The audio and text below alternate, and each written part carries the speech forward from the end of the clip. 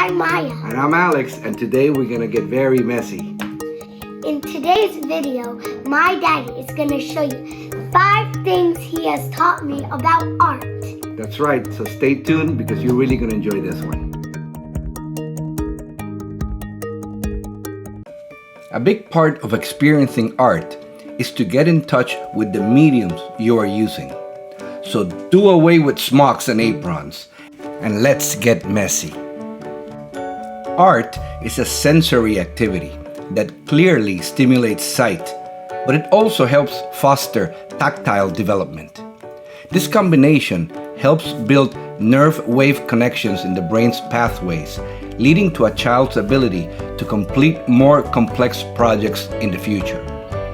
Messy art helps foster creativity, develop imagination, promote concentration and physical development. It also helps children to understand how things feel, learning about different textures and temperatures. A simple finger painting exercise can do wonders for them. Kids are innate artists, and we need to keep that alive as long as we can. This reminds me of a favorite quote from Pablo Picasso. Every child is an artist. The problem is how to remain an artist once we grow up. So when your kid makes a mess, don't focus on the actual mess, but on whatever it is that he or she has created. Sometimes we might as parents feel a bit overwhelmed by a messy situation. But just remember that that's precisely how kids explore and learn. And as an adult, it reminds you that it's okay to have fun.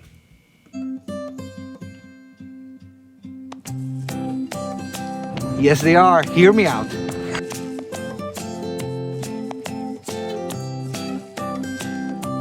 The key to enjoying a museum is either to go with someone who knows about art or to follow the cool digital tours they offer nowadays. Here at the BMA, they have an app called Go Mobile, which lets you scan QR codes all over the museum for information on artists, their works, some art history, and even a map of their gallery exhibits. Much of the experience at a museum does come from admiring the artwork, but also from learning the backstories of the creative process of all the artists. Usually, museums are divided by time periods and artistic movements. Visit these different galleries in chronological order if possible, and try to identify the differences between the movements. Look for relations between the style of art and the time period. For example, classical paintings during the Renaissance and earlier were mainly portraits and images of real-life happenings. Maybe an alternative to what photography is today in terms of capturing images of the vanity, particular of that era. Meanwhile, pop art brought elements of pop culture like cartoons and movies in a time where advertising was starting to establish itself as a part of our lives and exposing our ever-growing obsession with material things. Ask kids to tell you what they like or dislike about each movement, and try to make them understand that each epoch in time undoubtedly influenced the way art was portrayed. Encourage them to find the positives of each one, and challenge them to think critically to identify their favorite artist by movement. If the kids are on the younger side, play games with them. For example, with Maya, I used to ask her, could you help Daddy find all the paintings that have cool colors? I will proceed to explain to her that the cool colors were the blues, greens, purples, and some pinks. She would run around, Daddy, Daddy, this one. Then you can tell them the name of the artist, what the painting is about, and then move on to the next one.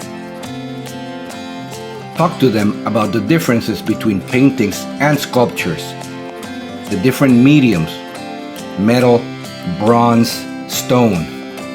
Tell them the hard work behind creating these works and how we should be grateful that artists share their talents for us to admire them and make the world a little bit prettier. Kids are like sponges. They absorb everything. and I can't think of many more places that present such a complete sensory and learning experience as a museum.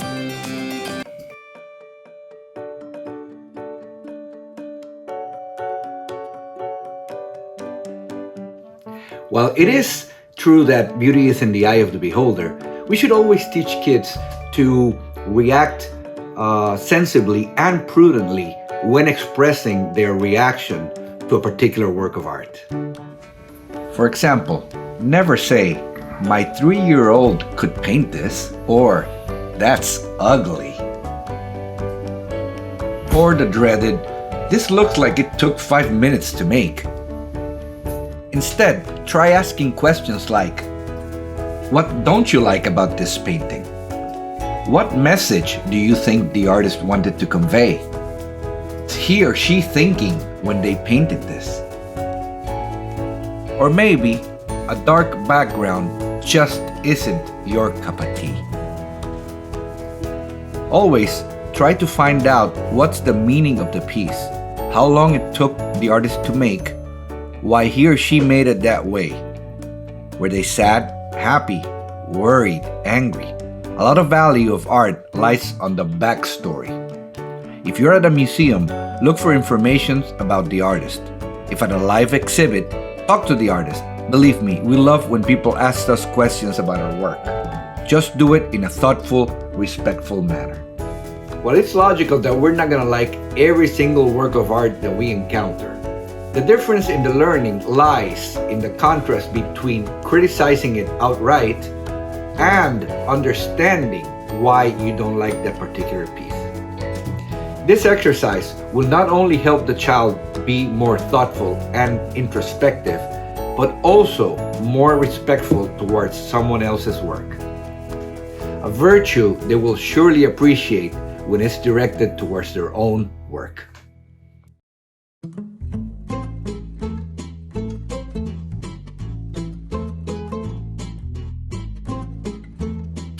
Now more than ever, any artist can make a career of their artwork. I'm not saying that it's easy, but it's definitely more open to artists of all places, mediums, and skill set, leaving the tired old saying of the starving artist far behind. In terms of traditional art, paintings, drawings, illustrations, social media has given us a platform that did not exist just a few years ago. Long gone are the days of being relegated to just meeting with stuffy gallery owners. Just kidding, William. I love you, man. If you guys are ever in Miami, go check out Art Fusion Galleries in Wynwood. They're awesome.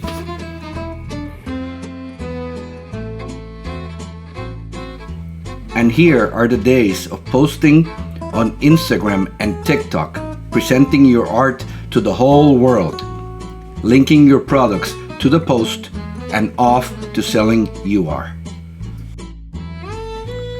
You can also start a YouTube channel to share your journey as an artist. And if you attain a certain following, you can earn money through AdSense, as well as affiliate marketing programs and brand sponsorship opportunities. There are also print-on-demand sites like Printful, a platform that allows artists to upload their designs and print them on virtually every product that you can think of: t-shirts, bags, pillows, towels, etc. All you have to do is design the product with your artwork, and they will take care of the printing, packing, and shipping. They will in turn take a percentage of the sale, and you keep the rest. And of course, artists are not limited to the traditional route of a solo artist selling their work.